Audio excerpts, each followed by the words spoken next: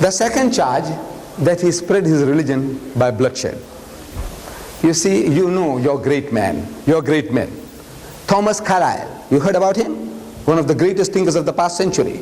In 1840, in England, he delivered a series of talks on heroes and hero worship. And you know whom he chose as his hero prophet? Muhammad. You know that, sir? Muhammad.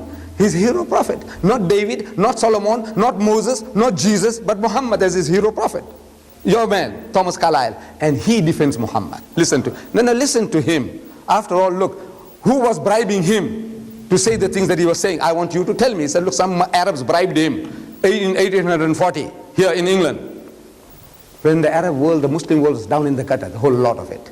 This Englishman, or Britisher, Thomas Carlyle, he says about this accusation of yours, sir, the sword. He said, the sword indeed. But where will you get your sword?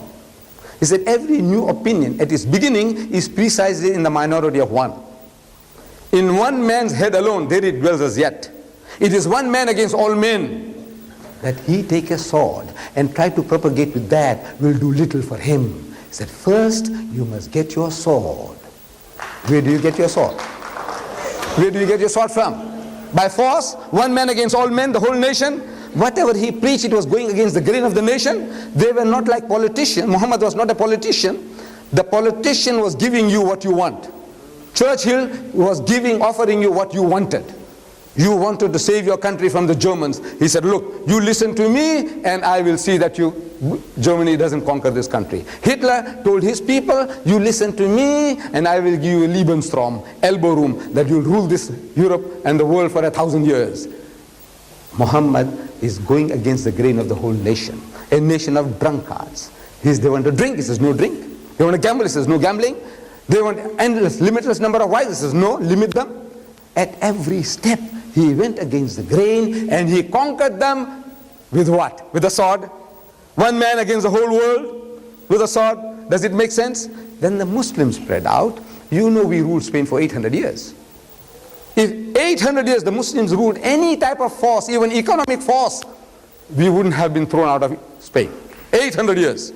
We ruled that country, and when we were kicked out, there was not one man left in that country to give the azan. Reason? Because they didn't use any type of force. We ruled India for 1,000 years, the Muslims. And after 1,000 years of Muslim rule, when partition takes place, the Muslim gets 1/4, the Hindu gets 3/4.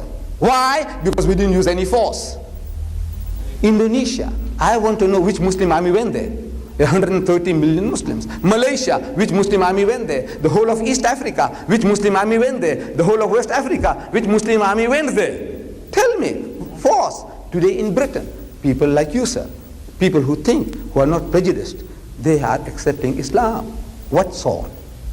It is the sword of the intellect, sir.